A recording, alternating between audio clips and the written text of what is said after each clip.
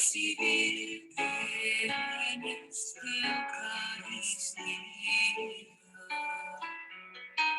Te doy gracias por llamarme a esta cena, porque aunque no soy digna, visitas tú mi alma. Milagro de amor tan infinito, en que tú, mi Dios, te has hecho tan pequeño y tan humilde para educarme.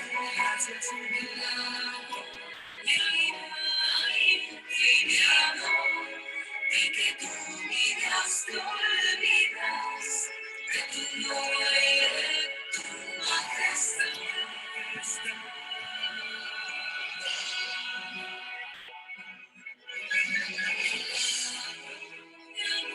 Tan infinito, en que tú, mi Dios, te has hecho tan pequeño y tan humilde para honrarme.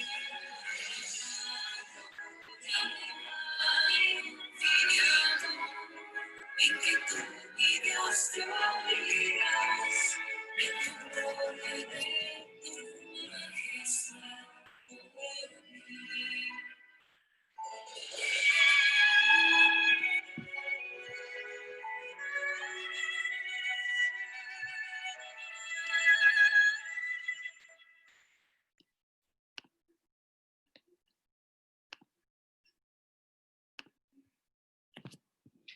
¿Qué tal? Muy buenas noches a todos. Bienvenidos al módulo número 2 de este curso básico de fe católica.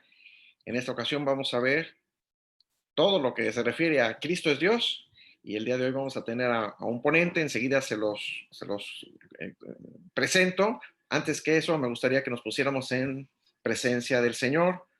Vamos a hacer oración en el nombre del Padre, del Hijo y del Espíritu Santo. Ven, Espíritu Santo, llena los corazones de tus fieles y enciende en ellos el fuego de tu amor. Envía tu Espíritu Creador y renueva la faz de la tierra. Oremos. Oh Dios, que has iluminado los corazones de tus hijos con la luz del Espíritu Santo, haznos dóciles a sus inspiraciones para gustar siempre el bien y gozar de su consuelo. Por Cristo nuestro Señor. Amén. Dios te salve María, llena eres de gracia, el Señor es contigo. Bendita tú eres entre todas las mujeres, y bendito es el fruto de tu vientre, Jesús. Santa María, Madre de Dios, ruega por nosotros pecadores, ahora y en la hora de nuestra muerte. Amén. Cristo Rey nuestro, venga a tu reino. Virgen prudentísima, María, Reina de los apóstoles, ruega por nosotros. En nombre del Padre, del Hijo y del Espíritu Santo. Amén. Bueno, pues como les comentaba, vamos a ver ahora en este siguiente módulo, Cristo es Dios. Les voy a presentar al ponente en esta ocasión. Su nombre es Gustavo Alejandro López Nava. Él es originario de la Ciudad de México, radicado en Cancún desde hace 18 años, tiene actualmente 50 años de edad, está casado, tiene una bella esposa y un hijo lindísimo, lo conozco personalmente. Él es médico cirujano, egresado de la Facultad Mexicana de Medicina de la Universidad La Salle, egresado del Instituto Nacional de Cardiología. Gustavo se especializa en la especialidad de cardiología. Está incorporado al Reino Christi, es ministro extraordinario de la Eucaristía y miembro de Formación Católica ya. Bueno, más que miembro, aquí yo les diría, él es uno de los ponentes y es del equipo de apoyo para las ponencias, ¿verdad? Gustavo, sin más preámbulo, te paso a ti la palabra y te abro ahí el micrófono. Perfecto, buenas noches, muchísimas gracias por tu presentación y gracias sobre todo por la invitación para este tema. Gracias a Dios por darme la oportunidad precisamente de educarme. Les quiero comentar a todos, a quienes están acompañando, que cuando me hablaron para hacerme la invitación, pues dije, está fácil. ¿Cristo es Dios? Sí. Fin de la presentación. Ya, ¿no? Está muy fácil. Pero bueno, eso porque nosotros somos cristianos. Es como algo muy obvio. Pero la realidad es que ya platicando un poquito más con Salvador, pues no, o sea, para mucha gente no lo es. Para nosotros es muy, muy sencillo y muy, muy obvio. pero la realidad es que hay mucha gente en el mundo occidental que no cree que Cristo sea Dios. Es más, no creen que siquiera haya existido. Y, perdón, ahora sí. Y por ejemplo, este ejemplo está en inglés, lo voy a traducir, pero un filósofo inglés precisamente, Bertrand Russell, bastante famoso. Para ser filósofo, pues la verdad, bastante enemigo del conocimiento, ¿verdad? Pero él dice que históricamente era bastante dudoso que siquiera Cristo haya existido de cualquier manera, y que si existió, casi no sabemos nada de él, lo cual, pues es un grave error. Preparando el tema, busqué en muchas fuentes académicas que no son de origen, vamos, religioso, y entre los académicos serios, no hay duda alguna de que Jesucristo existió. Muchos de ellos, inclusive en sus escritos y esto, admiten ellos que ellos no son gente cristiana, que son, algunos se declaran inclusive ateos, y sin embargo dicen que hay bastantes pruebas históricas de que Jesús existió. Entonces es la primera pregunta, empezando, ¿la persona de la que estamos hablando existió o es un personaje mitológico como los de la película que están aquí representados? No voy a decir más nada porque ya vi que por ahí hay algunos niños, ¿verdad? Entonces, pero bueno, vamos, aquí hay una diferencia abismal, porque históricamente está demostradísimo, y es lo que vamos a hablar. Primero de eso, y luego de la demostración de que si esta persona que es Cristo es Dios o no, ¿verdad? Y para todos los que estamos aquí, pues se nos hace como muy fácil, muy obvio, pero pues ya investigando un poquito, pues no es nada más lo que nos enseñaron en el catecismo de niños o en casa, sino que realmente es una cuestión que existió. Y para esto tenemos fuentes no bíblicas, las fuentes helénicas de Grecia, de los romanos, de los mismos judíos y por supuesto los evangelios. Los evangelios los estoy dejando al último porque son un capítulo aparte, y no me refiero del punto de vista de la fe que nos transmiten los evangelios, sino los evangelios como documentos históricos y que tienen un valor plenamente demostrado e inclusive nuevamente en las fuentes académicas. En los medios académicos se considera también un documento, se consideran documentos históricos, y vamos a ver el por qué son más confiables que inclusive las otras fuentes que estamos aquí mencionando. Vamos a empezar por, digamos, de lo más antiguo. Los evangelios los dejo al último, como les comenté, pero vamos a hablar primero de los más relativamente antiguos. La primera mención en fuentes no evangélicas de la existencia o de Jesús fue por un escritor griego, Mara Bar Serapión, que en el año 73 aproximadamente escribió varias cosas. Decía que era el sabio rey de los judíos, que promulgó nuevas leyes, posiblemente aludiendo al Sermón de la Montaña, y, muy importante, dice que de nada les sirvió a los judíos darle muerte, hablando de que fue crucificado y que sin embargo, pues nada lograron para, digamos, aniquilar las enseñanzas que él mismo estaba dándonos. Ese fue uno de los más antiguos. Pero luego tenemos también las fuentes romanas. Plinio el Joven, en el siglo II, no voy a leer esto porque si no lo voy a leer mal, pero ya ahí menciona la existencia de un Jesús. Tácito, en su libro Anales, en el volumen 15, también lo menciona. Hay que comentar que Tácito se considera uno de los mejores historiadores de la antigüedad del mundo romano, de los más creíbles, vamos. Y entonces, nuevamente, comentar que Tácito comenta de la existencia de Jesús. Y también Suetonio, en su libro de La vida de Claudio, menciona la existencia de Jesús. Ahora bien, bueno, voy a seguir al que sigue. Y uno de las fuentes judías, Flavio Josefo, este es muy famoso, en las antigüedades judías, ¿verdad? En el volumen 18, comenta que había un hombre sabio llamado Jesús, que era conocido por su buena conducta y ser virtuoso. Tuvo discípulos judíos y de otros pueblos, que fue crucificado y murió condenado por Pilato. Cabe mencionar que esta es la única mención de Pilato en la historia. En otras palabras, a Pilato no lo mencionan para otra cosa que no sea relacionado a la crucifixión de nuestro Señor Jesucristo. No de ninguna obra que haya hecho, conquistas, nada. Donde lo único que se le menciona es en esto. Y también comenta ahí que cuando murió no fue abandonada sus enseñanzas y que además 3 días después se les apareció vivo. Y que por eso bien podría ser el Mesías. Esto lo escribe un historiador judío. Ahora bien, ¿qué de relevante tiene esto?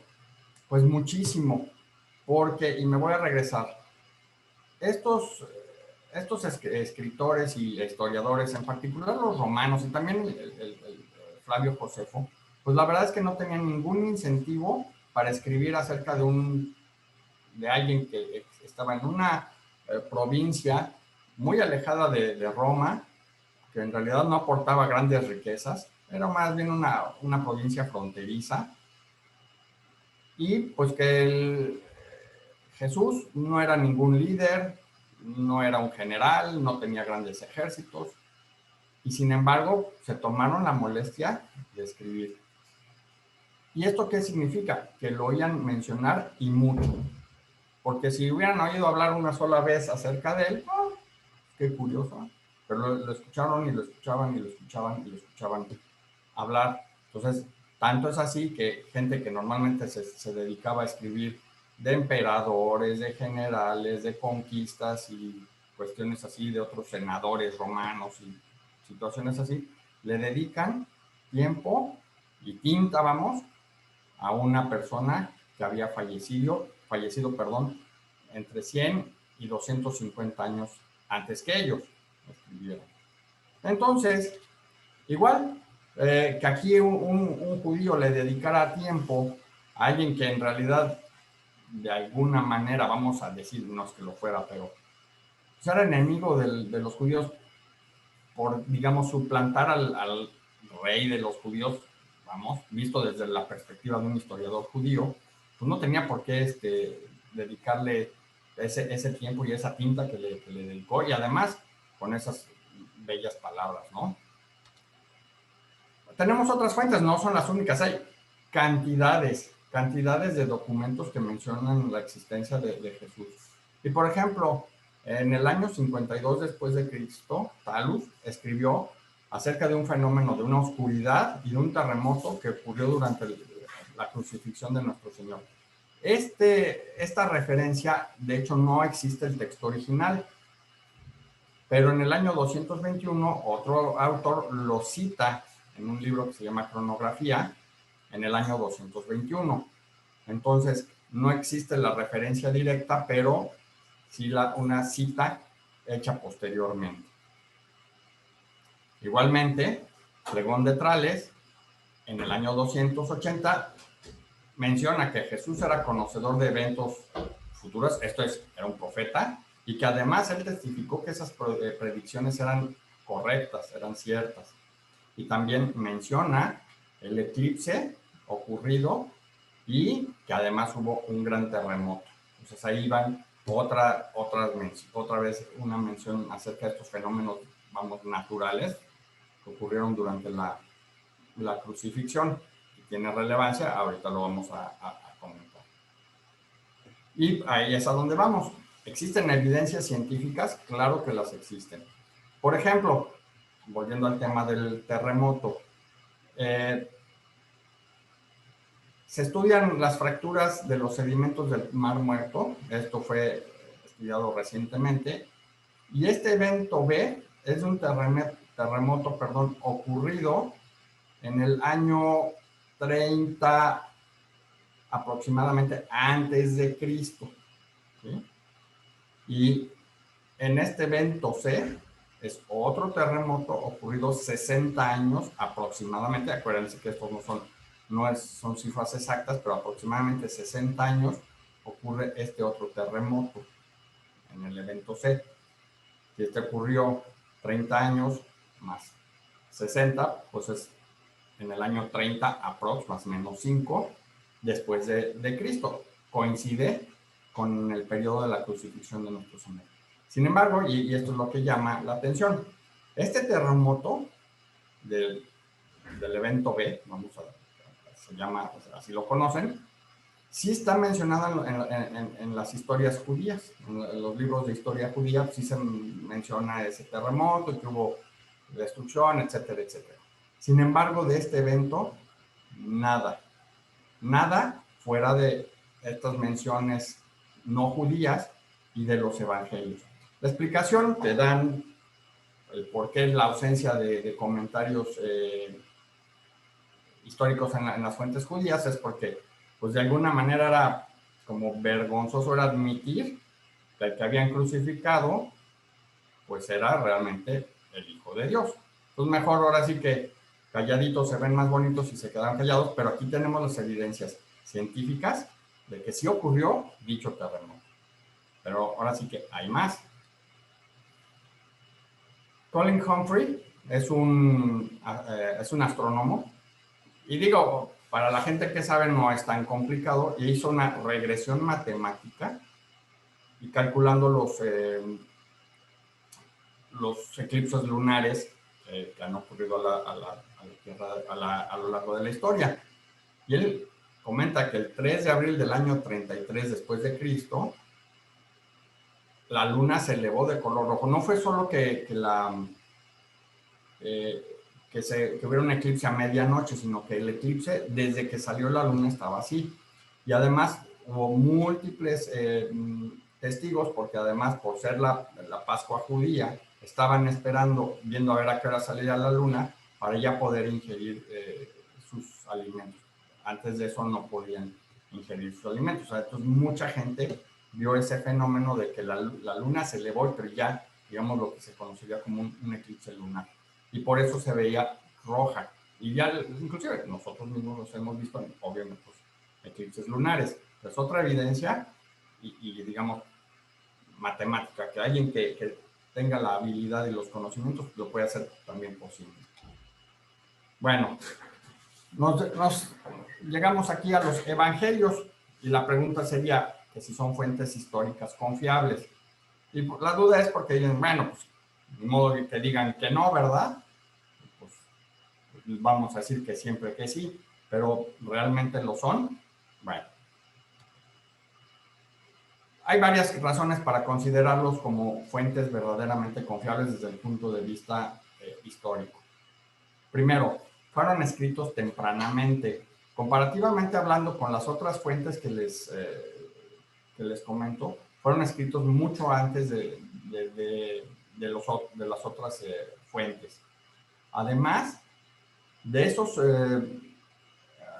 evangelios originales, de los manuscritos originales, hay muchas más copias. ¿Sí? Y esto es muy importante porque, por ejemplo, Tácito, de los documentos de Tácito, que además se considera uno de los mejores historiadores de la antigüedad, su historia la escribió más de 100 años después. Y de sus copias nada más había 20 copias de la historia original de Tácito que fueron copiadas o realizadas 1000 años después. En cambio, para cuando había Tácito escrito su versión original, ya había más de 5000 copias de los evangelios, lo cual es una cantidad brutal. Recordemos, en primera, pues que en ese entonces todos los libros eran a mano y que además era poca gente, muy poca la gente que tenía la capacidad para escribir, leer y escribir. Entonces, que tuviera esa cantidad de copias, Y eso es importante porque además impide, digamos, cuando se hacen más tempranamente y las copias se hacen más tempranamente, disminuyes la posibilidad de los errores al copiar. O sea, y entonces los documentos van a coincidir más entre sí, a que se empiezan a divergir en comentarios y demás. Entonces ya dices a cuál le voy a creer. Aquí no, todos son muy consistentes. Además, los evangelios han sido históricamente correctos en otros aspectos, en ubicaciones geográficas de ciudades, en quiénes han sido los líderes de ciertos pueblos o generales, que inclusive, por ejemplo, los evangelios tienen algunos datos que son correctos, donde Cicerón cometió errores y que se había considerado a Cicerón como el correcto, pero ya después las excavaciones arqueológicas dicen, no, los que estaban bien eran los textos evangélicos. Y otro que es muy importante, dice que pueden dar datos que pueden dañar potencialmente la reputación de los apóstoles. Esto es, no están sesgados. Por ejemplo, un ejemplo, cuando Jesús le dice a Pedro, aléjate, Satanás. Pues eso, así como que, pues eso era como para que, no, eso no le pongas, porque pues no, ¿qué van a decir que si Pedro es Satanás o no? O sea, ahí está. O que Pedro negó a Jesús, pues no, que muy valientes, ¿me explico? Entonces, son datos que, sean como fueren, van a dar a los evangelios. Entonces, ¿eso qué quiere decir? Que son verídicos, que no está, como diríamos aquí, cuchareados para hacer quedar bien a los cristianos. Los datos que se ponen le dan autenticidad.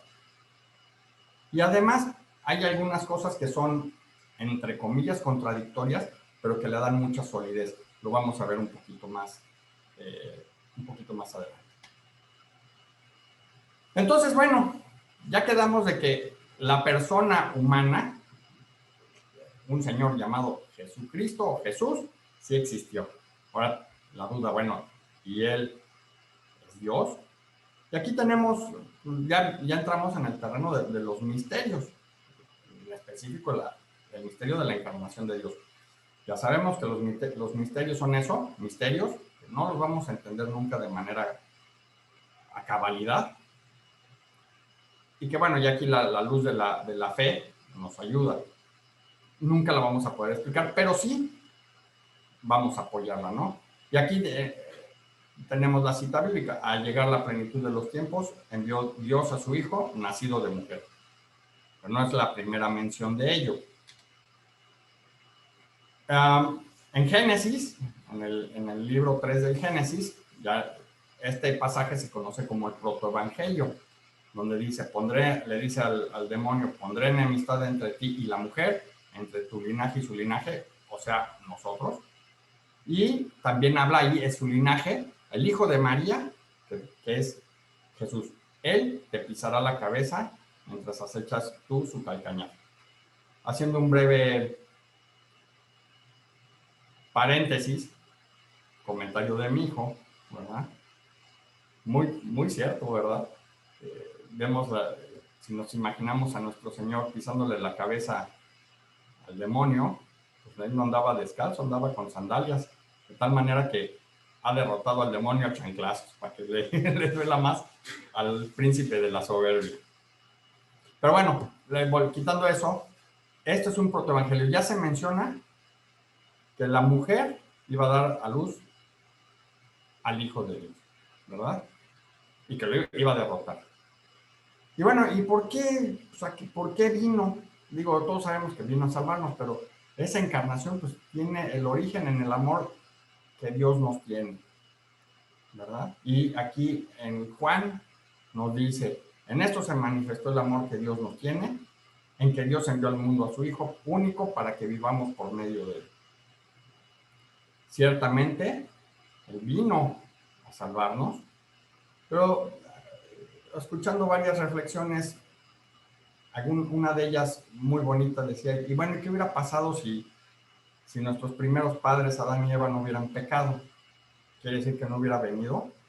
Seguramente que, decía el sacerdote que comentaba eso, que seguramente sí hubiera venido para estar con nosotros, independientemente de tener que salvarnos o no. Ahora, con mayor razón, habiendo pecado, pues la única manera de realmente abrirnos las puertas del cielo era Él bajando, encarnándose, para abrirnos las puertas del cielo.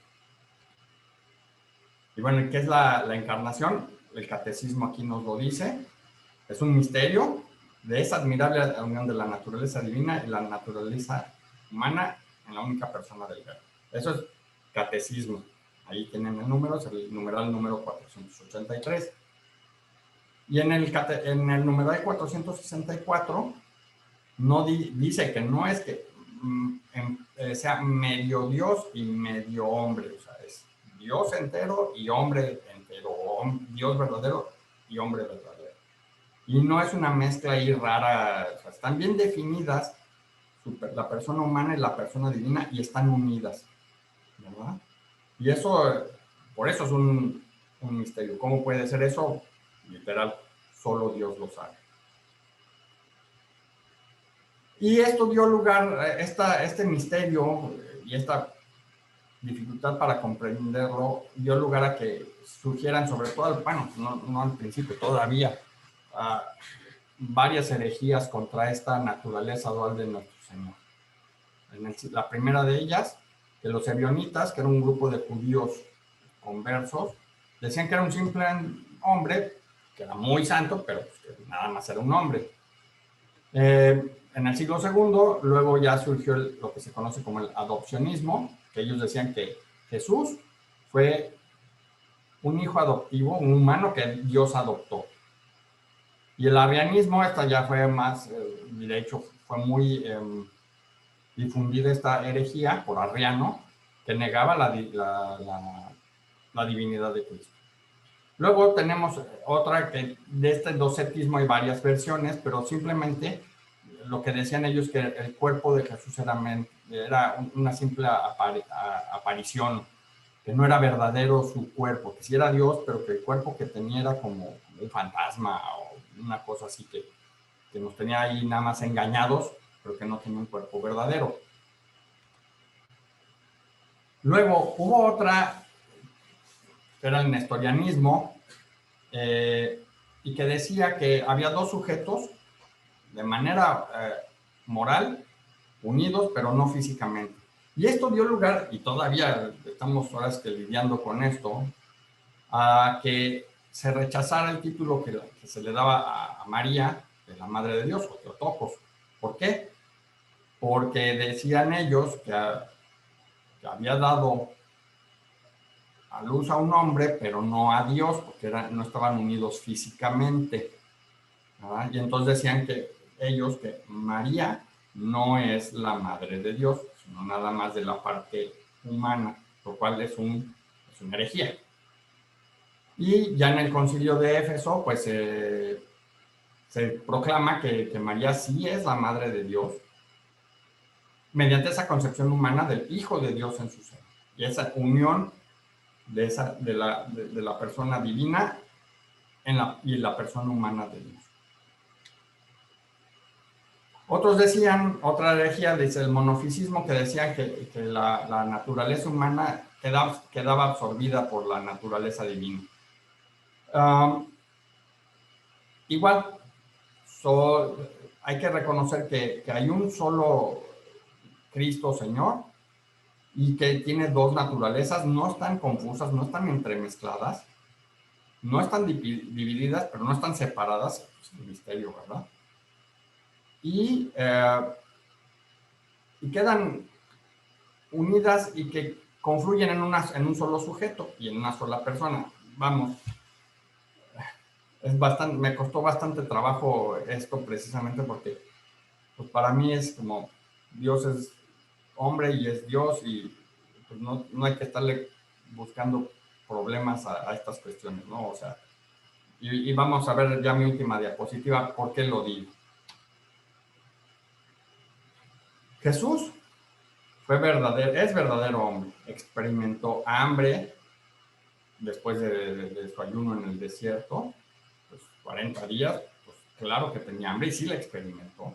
Tenía sed, el ejemplo está cuando le pide agua a la samaritana. Dolor, bueno, ahí tenemos la pasión, ¿verdad? Sí experimentó dolor. Experimentó las tentaciones. Cuando el Satanás lo fue a tentar, no fue como que, no, realmente lo tentó. Por supuesto, no iba a caer, pero la tentación sí la sintió. Desde luego, siendo Dios y siendo perfecto, no iba a consentir estas tentaciones, ¿verdad?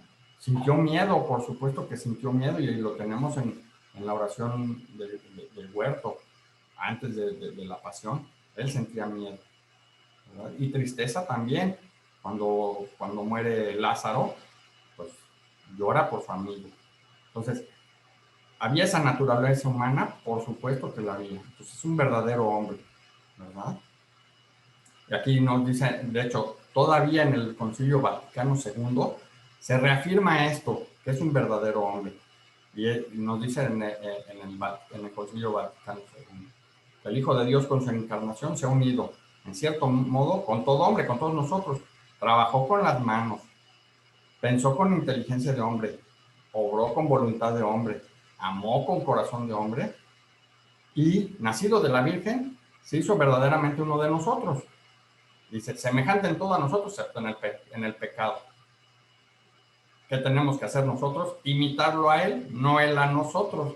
Nosotros tenemos que imitar a nuestro Señor. Además, Jesús fue un judío fiel. Al octavo día de su nacimiento fue circuncidado, tal y como prescribía la ley judía. También fue ofrecido como primogénito. Hacía oración, mucha oración. Conocía la escritura, y tenemos el pasaje cuando se les extravía a María y a José, y van de regreso a buscarlo y se lo encuentran enseñándole él a los maestros de la ley. Tenía 12 años y tenía gran celo por la ley. Inclusive recordemos el pasaje donde él saca a los mercaderes del templo por eso, por ser celoso de la ley y del respeto que se le debe a su padre. Bueno, ya vimos que sí es hombre, pero bueno, y es Dios. Estamos partiendo de la base que los documentos históricos y el Evangelio son confiables, históricamente hablando. Entonces, si Dios, Jesús, en el Evangelio de Juan dice, el Padre y yo somos una sola cosa, pues si el Padre es Dios y Él es una sola cosa, pues podemos concluir que es Dios.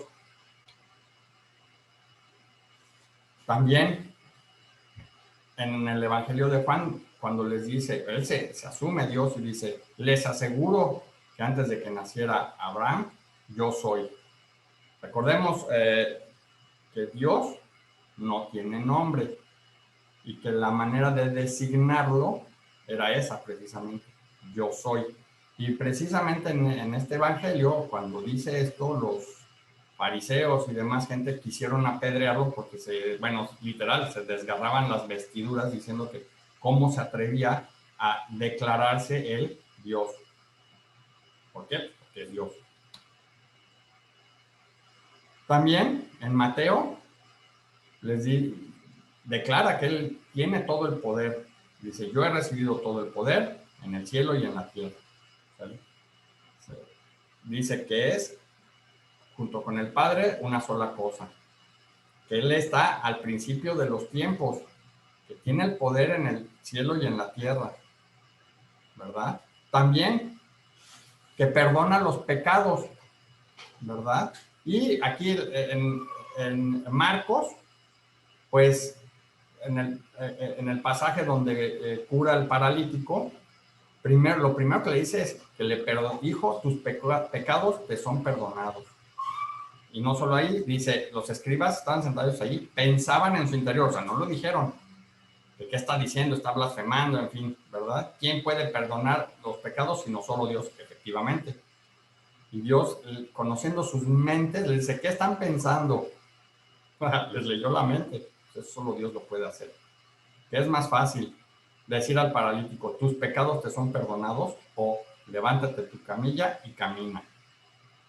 ¿Verdad? Y entonces aquí dice, para que ustedes sepan que el Hijo del Hombre tiene sobre la tierra el poder de perdonar los pecados y cura al paralítico. Entonces, ahí son las demostraciones de que esta persona que es Jesús es Dios. Además fue reconocido por otros como Dios. San Juan Bautista, Marta, Tomás y Pedro.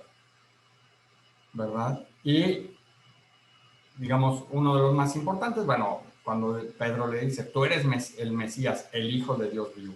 Y le contesta, feliz de ti, Simón, hijo de Jonás, porque esto no te lo ha revelado ni la carne ni la sangre, sino mi Padre que está en el cielo. Además, diciendo que ese conocimiento que tiene, que es hijo de Dios, no fue del razonamiento del propio Pedro, sino que se lo reveló Dios Padre a Pedro.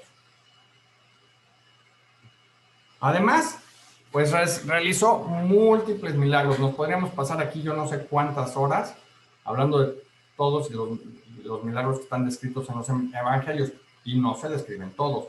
En muchos pasajes dice, y estuvo curando gente, enfermos y expulsando demonios, pero no entran en detalle en todos y cada uno de ellos.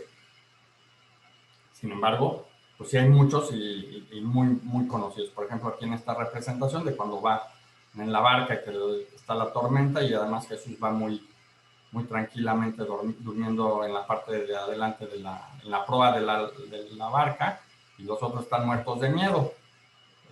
Y dicen, bueno, que tienen tanto temor, y amaina la tormenta. Bueno, uno de cantidades.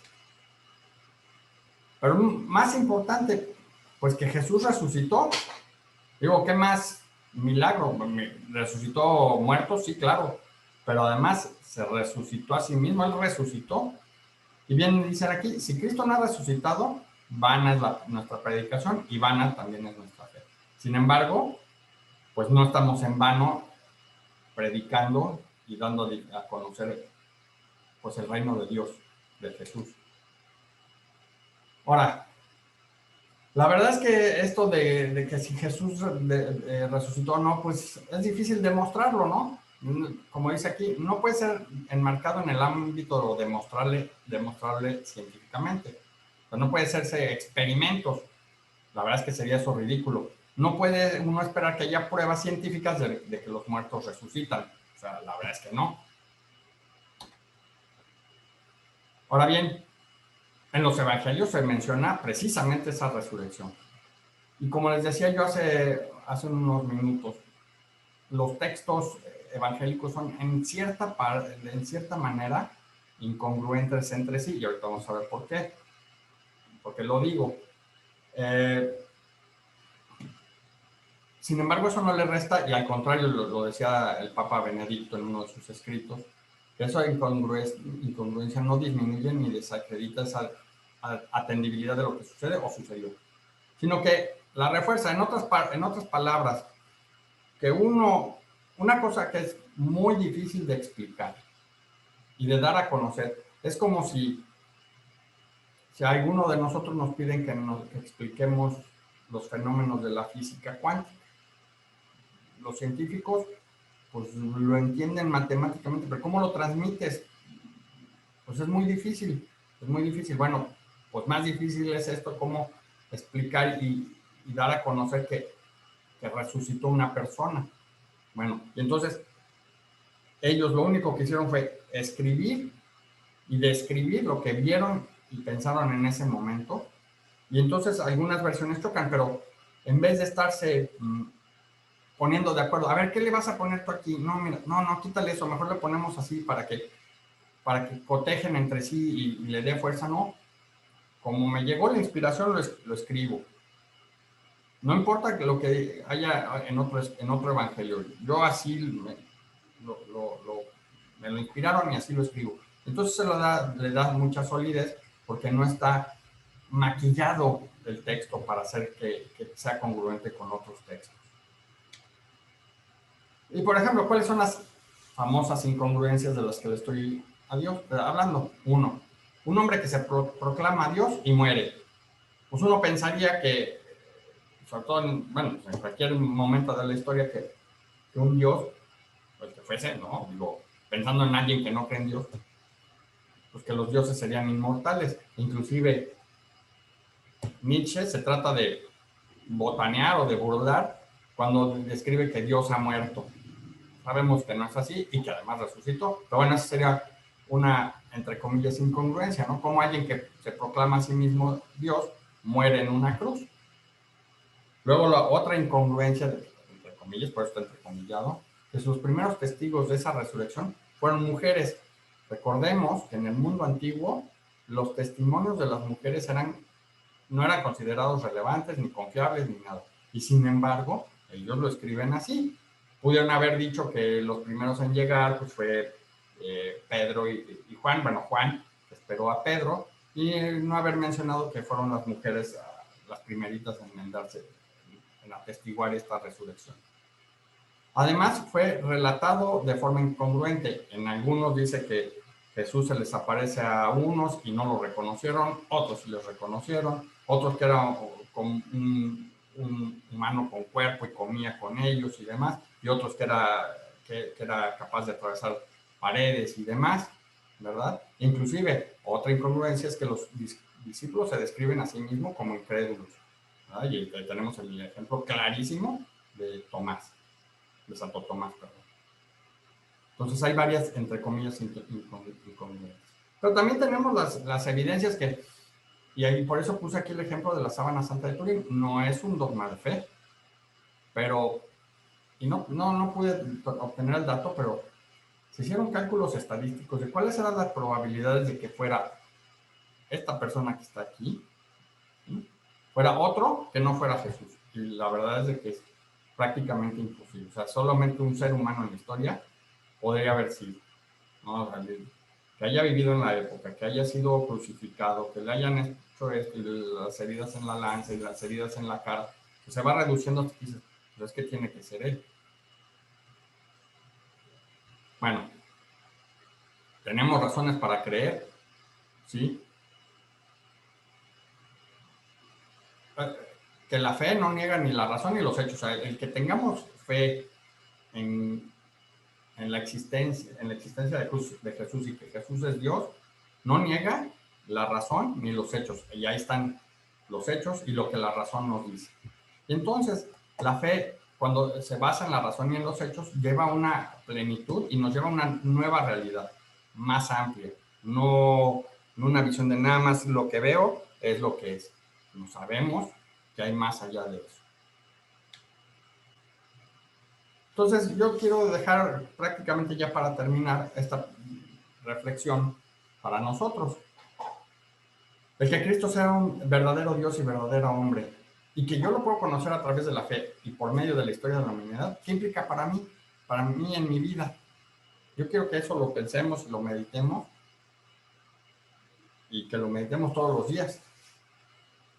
Y esto nos va a llevar a un conocimiento más pleno de él.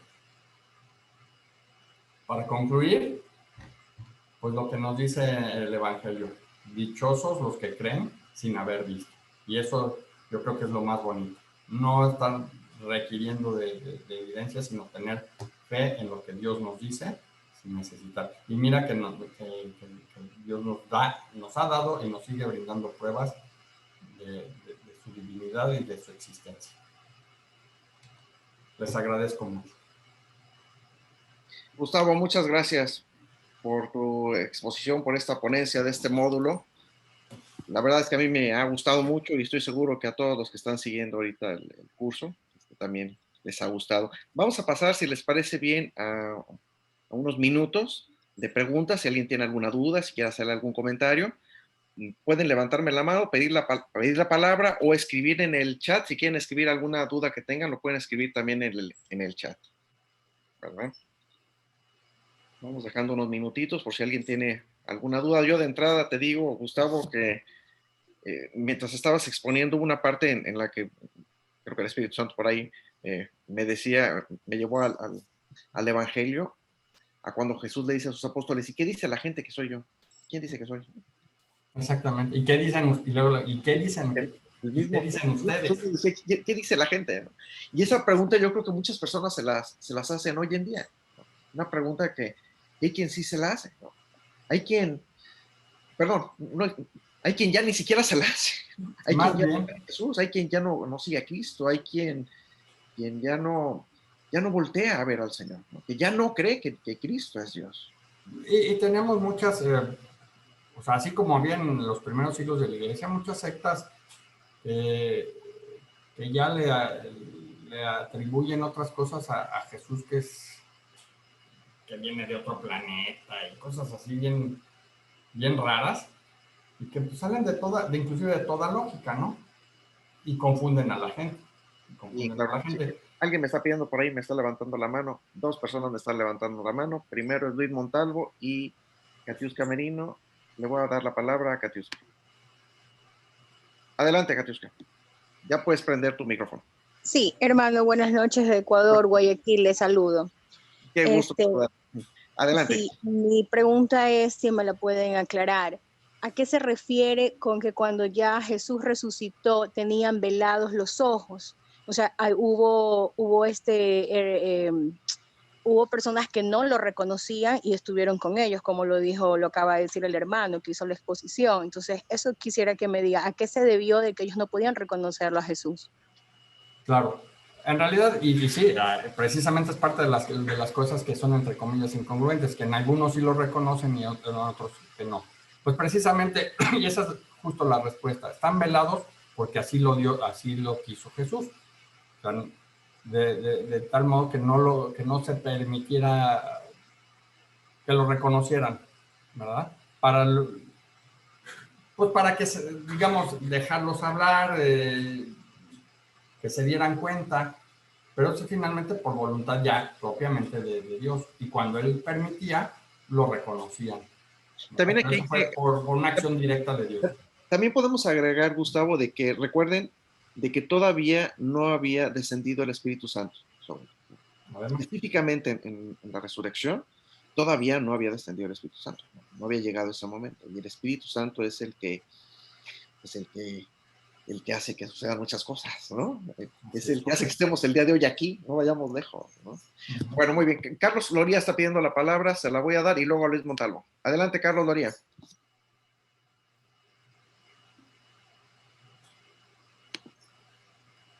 ¿Ya me escuchan ya? Ahora sí ya. Ok.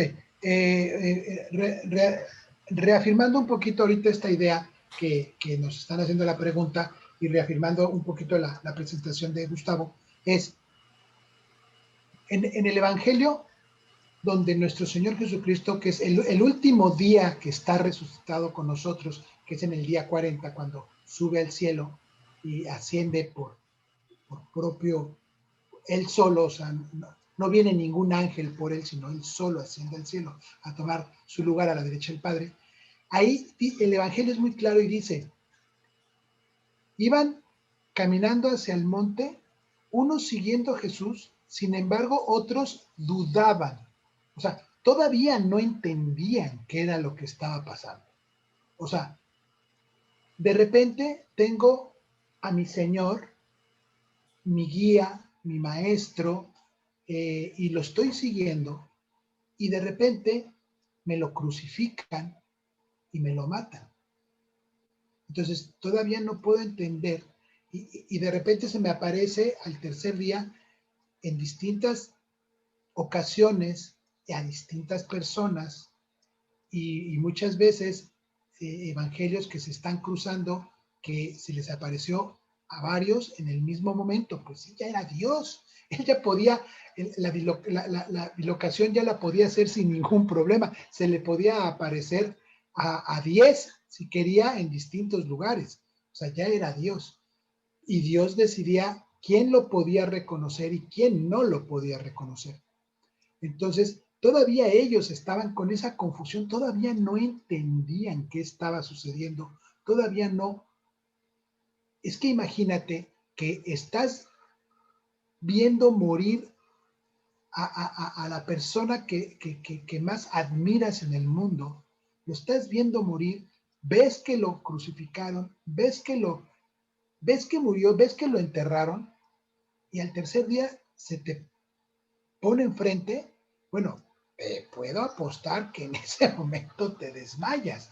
O sea, no puedes entender, no puedes creer, a ver, ¿qué está pasando? Como si yo lo vi que lo mataron. Entonces, hasta que viene en Pentecostés el Espíritu Santo, que todos están reunidos al seno de María, que es cuando nace la iglesia, en ese momento nace la iglesia y María está en el centro con ellos y reciben al Espíritu Santo. ¿Y por qué reciben al Espíritu Santo? Porque María es la que es como el imán del Espíritu Santo. María siempre ha sido un imán del Espíritu Santo. El Espíritu Santo siempre ha estado presente en María, ¿sí? Y ella es la que recibe el Espíritu Santo, pero no nada más se lo queda para ella, sino que lo comparte con todos sus apóstoles. Y es en Pentecostés cuando tienen esas lenguas de fuego en sus cabezas. Y entonces en ese momento sí, se les abren los ojos por completo. En ese momento recuerden que eran pescadores, ¿sí? Eran gente que nada más era Juan, Mateo, los que sabían escribir. Los demás, pues eran pescadores que no tenían esa educación, no eran letrados. Y en ese momento se les abrieron no nada más los ojos, Jesús les abrió la mente y entonces llega el Espíritu Santo y en ese momento tienen el dominio completo de todas las escrituras y empiezan a entender todas las enseñanzas de nuestro Señor Jesucristo y por eso ese día Pedro convierte a más de 3,000 personas. Entonces, el decir Cristo es Dios, por supuesto que Cristo es Dios. O sea, y lo vimos la semana pasada cuando presentamos la imagen de la Divina Trinidad. O sea, el Padre no es el Espíritu Santo y no es el Hijo. El Hijo no es el Padre y no es el Espíritu Santo. Y el Espíritu Santo no es el Padre y no es el Hijo. O sea, son los tres los que se juntan para convertirse en Dios. O sea, es la Divina Trinidad. O sea, algo sumamente complicado de poder entender, ¿no? Pero vamos a poner que son las tres personalidades de Jesús. Está la personalidad del Padre, que es el Creador, la personalidad del Espíritu Santo, que es el que te da el impulso, la fuerza, ese empuje que necesita tu alma. Y está la personalidad de Jesús, que te enseña como hombre y con ejemplo. Por eso dicen que las palabras te llevan, pero el ejemplo te arrastra. Y lo que hizo Jesús fue poner ejemplo tras ejemplo. Si nosotros nos ponemos a revisar cada evangelio, vamos a revisar que cada evangelio Jesús proclamaba la palabra, pero ejecutaba el ejemplo y daba el ejemplo a seguir de que sí se puede hacer. Entonces, ¿quién más que Dios para poder ser tan perfecto y tan puro en hacer todas las cosas? Es Dios.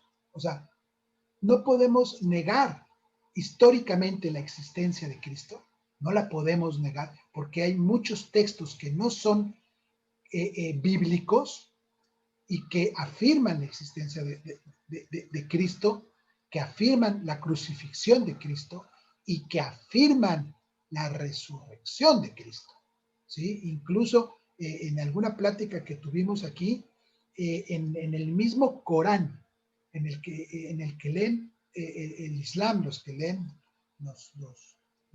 estos, ay, se me fue el nombre, los que matan a todo el mundo dicen que es palabra de Dios, los del Islam. Se pronuncia más veces en el Corán la palabra Jesucristo que la palabra Alá. Entonces, reconocen ellos que Jesucristo, en el mismo Corán reconocen que Jesucristo resucitó. Entonces, dices, a ver, ¿cómo es? O sea, ¿cómo es posible? Pues, ¿cómo es posible? Porque recuerden que Dios, la fe, es un camino para llevarnos a la verdad. La ciencia es otro camino para llevarnos a la verdad. Y Cristo es el ejemplo de cómo llegamos a la verdad. Muy bien, Carlos. Muchas gracias. Le voy a pasar la palabra ahora a Luis Montalvo. Adelante, Luis.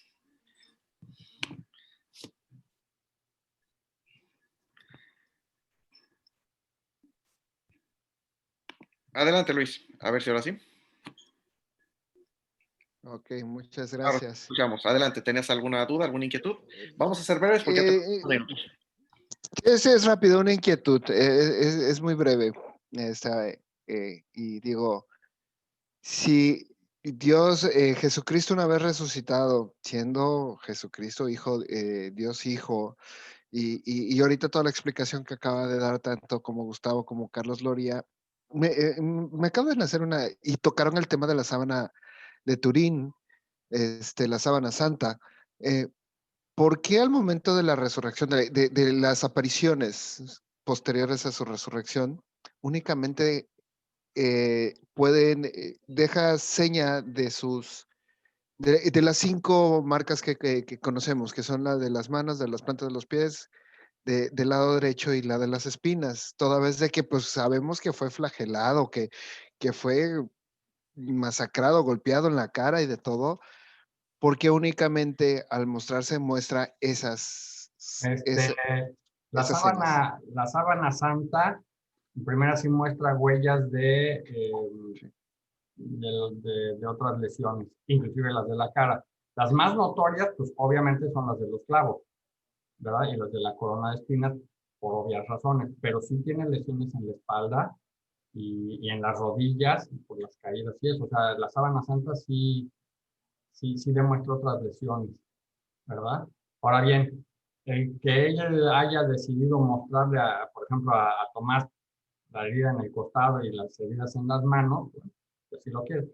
Que subió, que seguramente, digo, si me equivoco me corrigen, pero que seguramente al ascender al cielo subió en cuerpo glorioso, pues ya seguramente iba sin las lesiones de las manos y demás, ¿verdad? Ahí sí, ya habiendo resucitado, ya no tenía, digamos, por qué, como dicen, guardar las apariencias. Podía curarse y aparecer y desaparecer sus lesiones literal a placer, ¿verdad? Pero la sábana santa, que además cubrió el cuerpo antes de la resurrección, pues todavía no había resucitado. Pero sí tiene las lesiones no nada más de la crucifixión como tal, sino de la flagelación. Y de hecho ya es donde sabemos que a Jesús le dieron muchísimo más latigazos de los que la ley romana permitía, porque la ley romana decía que nada más 40 se le podían dar y a él le dieron mucho más de 100. Pero sí, y eso lo sabemos por la sábana santa. Gustavo, muchas gracias. Se nos está acabando el tiempo. Tengo una última pregunta de Silvia, pero eso ya lo vamos a ver ahorita en los avisos, Silvia. Te comento precisamente con eso. Vamos a cerrar, si les parece bien, con los avisos. Continuaremos el próximo jueves, 19 de noviembre, con el siguiente módulo, el módulo 3. ¿Qué hay después de la muerte? Este módulo va a dar el ministro Humberto Hernández. No se lo pierdan. Agéndenlo de una vez, es a la misma hora, mismo canal, próxima semana, el jueves. Te enviaremos la invitación también por correo. Es necesario que se vuelvan a inscribir. Por ahí me pasó de que hoy me encontré con Marcela por ahí en Misa y me decía, oye, Salvador, me tengo que volver a inscribir. Yo, sí, vuelvas a inscribir. Es que para el módulo volvemos a invitar a las personas vía Facebook y es necesario que se vuelvan a inscribir a cada módulo porque son personas nuevas las que están entrando. Ahora, si tú te perdiste el de la semana pasada, no te preocupes, mándanos un correo al correo de Formación Católica. Ya ahorita se los escribo aquí en el chat, se los estoy poniendo en este momento. Es FCY de Formación Católica Cancún @gmail.com y ahí les podemos mandar la repetición tanto del módulo anterior como si ya agarraste empezado pues también no te preocupes, te podemos mandar también la repetición y la grabación de este curso. Y, bueno, inviten a sus familiares y amigos al siguiente módulo. No pasa nada que tomen el módulo 3, después se emparejan. También otra de las cosas que estamos pensando en Formación Católica y que nos gustaría saber su opinión es que lo hagamos cíclico, es decir, que luego volvamos a empezar otra vez con el número 1, ¿no? Es decir, si ya no te tocó el 1, pues no te preocupes, te echas los demás y luego ya regresarás y va a ser así como un ciclo, de tal forma de que sigamos dando estos cursos que son tan importantes, sobre todo que es básico, ¿no? cualquier católico, adulto católico, debe de tomar este curso. Bueno, muy bien. También te invitamos a que te unas al grupo de apóstoles de formación católica ya. Aquí veo que algunos ya son apóstoles de formación católica ya. ¿Qué hacen los apóstoles de formación católica ya? Invitan a las personas a estos cursos, comparten las publicaciones de formación católica ya con familiares y amigos. Es un apostolado muy sencillo que tú puedes hacer. Por ahí creo que hay uno de los equipos de Gigi. Ahorita brevemente le paso la palabra, donde ella le puso a sus apóstoles ciberapóstoles. Sí, es como un ciberapóstol donde tú compartes publicaciones, invitas a otras personas de manera cibernética a los cursos y estás haciendo una labor, estás trabajando para el reino del Señor. Y le voy a dar brevemente la palabra a Gigi para que ella nos diga rápidamente en 20 segundos qué es ser un apóstol de formación católica ya. Ahí tiene la palabra, Gigi. Ya. Hola. Bueno, no sé si me ven. ¿Sí me están viendo? Sí, sí te ven. Ok. Bueno, básicamente es, como dijo él, que es mi hermano, es un apostolado súper bonito, porque solamente tienes que eso, compartir las publicaciones. No se trata para nada de comentar y meter más cosas, simplemente nos tenemos que formar como con estos grupos, con este tipo de, con estos tipos de cursos que estamos haciendo y pedirle a otras personas que se integren. Y está súper lindo, súper fácil, no es mucho rollo. A mí me encanta y la verdad es que están bienvenidos los que quieran entrar conmigo, pues todavía tengo yo varios lugares. Eso es todo. Muchas gracias, Gigi.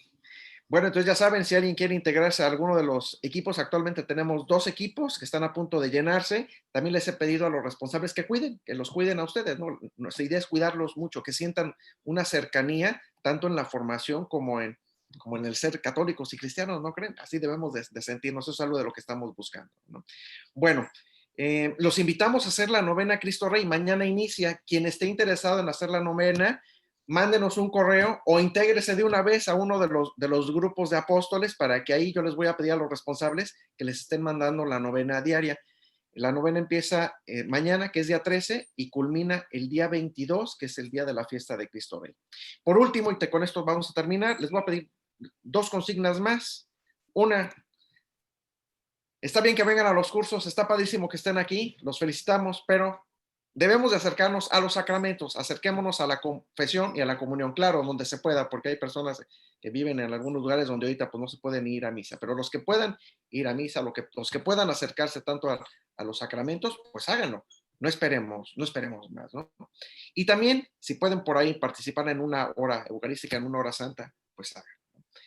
Bueno, pues muy bien, pues si les parece bien, vamos a cerrar este curso en el nombre del Padre, del Hijo y del Espíritu Santo. Amén. Te damos gracias, Señor, por todos tus beneficios, a ti que vives y reinas por los siglos de los siglos. Amén. Cristo, Rey nuestro, venga a tu reino. Virgen prudentísima, María, Reina de los Apóstoles, ruega por nosotros. En el nombre del Padre, del Hijo y del Espíritu Santo. Amén. Nos vemos la semana que entra. Cualquier cosa, ya les pusimos ahí el correo. Un abrazo a todos. Que Dios los bendiga. Buenas noches.